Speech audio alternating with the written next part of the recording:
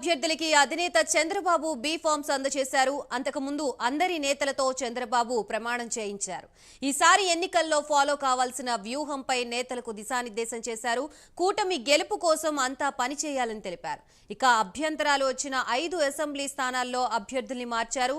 పాడేరు, ఉండి, మాడుగుల, మడకసిర, వెంకటగిరి అసెంబ్లీ స్థానాల్లో అభ్యర్థుల్ని మార్చారు. ఉండి సీటుకి రఘురామకృష్ణరాజు, మడకసిరకు ఎంఎస్ రాజు, మాడుగులకు బండారు సత్యనారాయణమూర్తి, పాడేరికి గిడ్డి ఈశ్వరి, వెంకటగిరికి కురుగుండ్ల రామకృష్ణని అభ్యర్థులుగా నియమించారు.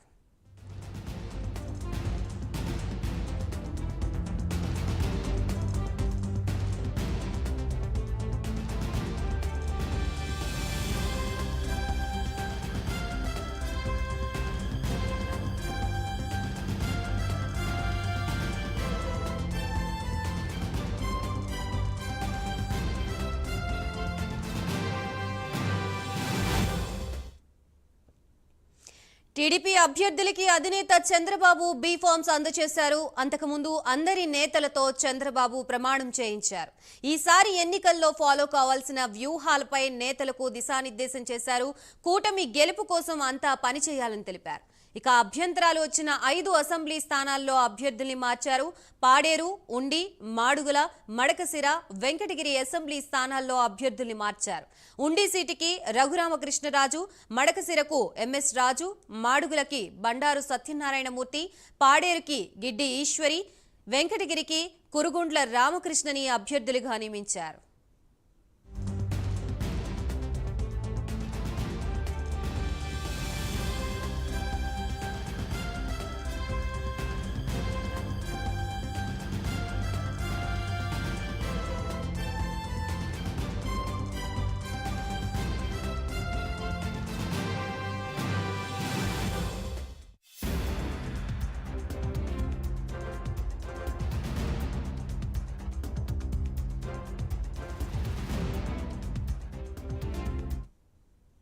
మొత్తంగా టీడీపీ అభ్యర్థులకి అధినేత చంద్రబాబు బి ఫార్మ్స్ అందజేయడం జరిగింది. దీనికి సంబంధించి కంప్లీట్ అప్డేట్స్ ఇవ్వడానికి మా ప్రతినిధి రవికృష్ణ లైవ్ ద్వారా సిద్ధంగా ఉన్నారు. రవికృష్ణ,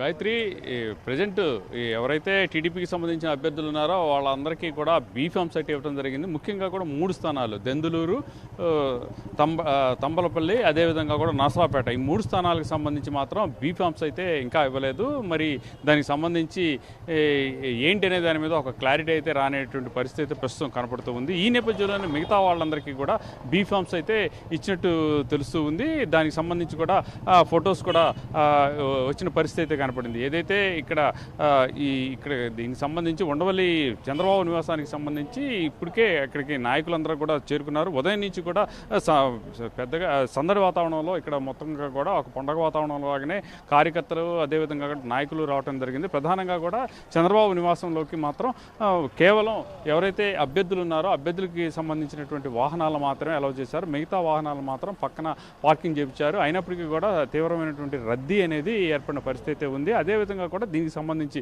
మొత్తంగా ఎక్కడికక్కడ అభ్యర్థులు ఎవరైతే ఉన్నారో అభ్యర్థులందరినీ కూడా దీనికి సంబంధించి పూర్తిగా కూడా ఎవరైతే పార్లమెంటు పరిధికి సంబంధించిన అభ్యర్థులందరికీ కూడా బీ ఫార్మ్స్ అందజేసిన తర్వాత చంద్రబాబు వాళ్ళతో ఫోటో సెషన్ కూడా దిగినట్టుగా కూడా ఫోటో సెక్షన్లో పాల్గొన్నట్టుగా కూడా కనపడుతుంది. అన్ని పార్లమెంటు సెక్షన్స్కి సంబంధించి ఆయన అందరితో కూడా బీ ఫార్మ్స్ ఇచ్చిన తర్వాత ఫోటోలు దిగారు.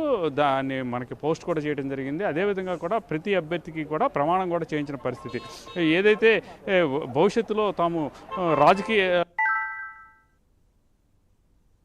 అవినీతికి పాల్పడము అనే యాంగిల్లో కూడా ఆయన ప్రమాణ స్వీకారం చేయించినట్టుగా కూడా తెలుస్తుంది. రాష్ట్రాభివృద్ధికి ప్రతి ఒక్కళ్ళు కట్టుబడి ఉండాలి అని ఆయనైతే అక్కడ ప్రమాణానికి సంబంధించిన ప్రమాణ పత్రంలోనే ఆయన దాన్ని మెన్షన్ చేసిన పరిస్థితి కూడా ఉంది. అదేవిధంగా కూడా ముఖ్యంగా ఏదైతే ఇప్పుడు ప్రజెంట్ సంబంధించి ఈ ఇచ్చినటువంటి స్థానాలు ఏదైతే ఉన్నాయో మార్పులు చేర్చులకు సంబంధించి కానీ కొన్ని నిలిపివేసిన స్థానాలు కానీ వాటిలో కూడా మరొకసారి ఈ సర్వేలు కూడా నిర్వహిస్తున్న పరిస్థితి అయితే ఉంది. అంటే కేవలం వీళ్ళకి సీటు కేటాయించినప్పుడు వాళ్ళకి పూర్తి స్థాయిలో కూడా వాళ్లే క్యాండిడేట్ అని చెప్పకుండా కూడా వాళ్ళ పని ఆధారంగా కూడా వాళ్ళు నియోజకవర్గంలో ఉన్నటువంటి పరిస్థితులు అదేవిధంగా వీళ్ళు అక్కడ ఉన్నటువంటి పార్టీలతో మమేకమై కలిసిపోయే పరిస్థితులు పరిస్థితులు ఆధారంగా క్యాండిడేట్ని ఉంచాలా లేదా అనే దాని మీద కూడా నిర్ణయం తీసుకుంటామని చెప్పారు. అదేవిధంగా కూడా కొన్ని మార్పులు చేర్పులు జరిగినటువంటి సంఘటన అయితే కనపడింది. అదేవిధంగా కూడా ఉండికి సంబంధించి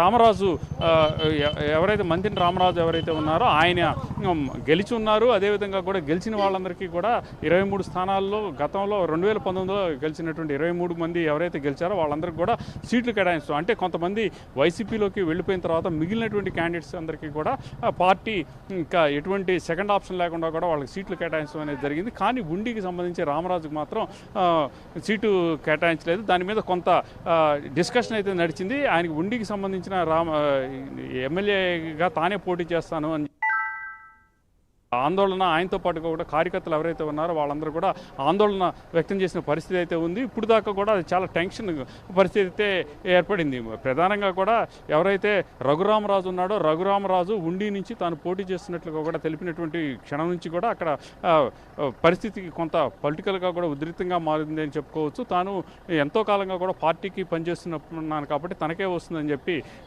రామరాజు చెప్పిన పరిస్థితి. ఆ తర్వాత రఘురామరాజు త్రిపులార్ ఎప్పుడైతే ఎంటర్ అవడమే కాకుండా ఆయన ఈ నామినేషన్ కూడా వేసిన పరిస్థితి అయితే ఉంది. ఈ నేపథ్యంలోనే ఎవరికి వస్తుందని సర్వత్రా ఆసక్తి నెలకొన్నటువంటి పరిస్థితుల్లో ప్రజెంట్ అయితే మాత్రం త్రిపులార్కే రఘురామకృష్ణరాజుకే ఈ సీటు ఉండి సీటు కేటాయించడంతో కూడా అక్కడ జరిగినటువంటి ఈ ఇబ్బందికరమైనటువంటి వాతావరణం లేకుండా ఆయనకి అయితే మాత్రం జిల్లా అధ్యక్ష పదవికి ఈ రామరాజుకి కేటాయించిన.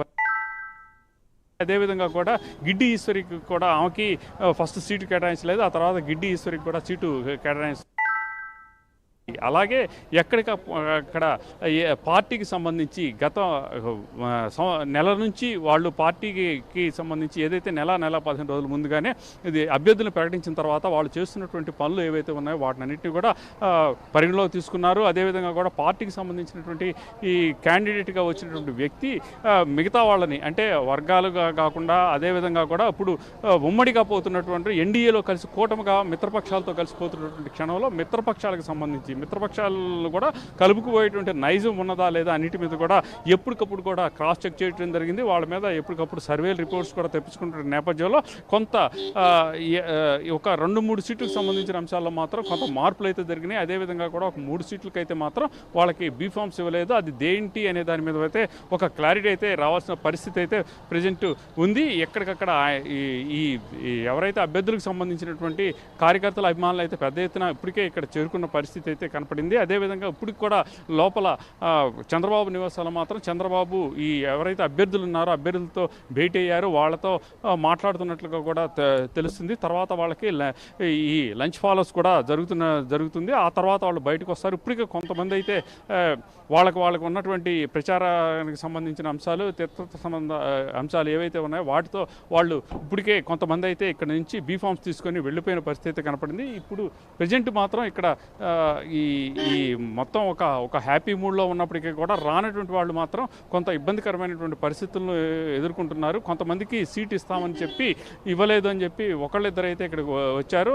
చంద్రబాబును కలుస్తామని చెప్పి వాళ్ళైతే చెప్తున్న పరిస్థితి కనపడుతుంది. మొత్తానికి ఇప్పుడు ప్రజెంట్ 2024 ఎలక్షన్స్కి సంబంధించి పూర్తిగా కూడా క్యాండిడేట్స్ ఏదైతే 144 క్యాండిడేట్స్ పెట్టడం జరిగిందో టీడీపీకి 175కి 144 క్యాండిడేట్స్ అయితే పెట్టడం జరిగింది. అంటే మిగతావి 31 సీట్లు వచ్చేసి అసెంబ్లీ సీట్లు మిత్రపక్షాలైనటువంటి 21 సీట్లు ఈ జనసేన కేటాయించారు. అదేవిధంగా కూడా 10 సీట్లు అసెంబ్లీ సీట్లు వచ్చేసి బీజేపీకి కేటాయించారు. అలాగే 25 పార్లమెంట్ సీట్లు ఉంటే 20 పార్లమెంట్ సీట్లు 17 మాత్రమే టీడీపీ తీసుకుంది. మిగతా 8 సీట్లు మిత్రపక్షాలైనటువంటి జనసేన అదేవిధంగా కూడా ఈ బీజేపీకి కేటాయింపు అయితే జరిగింది. ఈ సందర్భంలో కొంత ఫ్లక్చువేషన్ అనేది పార్టీకి సంబంధించి వచ్చినటువంటి నేపథ్యంలో వాటన్నిటిని కూడా క్లియర్ కట్ చేసిన తర్వాత ఇప్పుడు దీనికి సంబంధించి బీఫామ్స్ అయితే ఇవ్వడం జరిగింది. కొంత ఇబ్బందికరమైన పరిస్థితులు ఉన్నప్పటికీ మాత్రం కొన్ని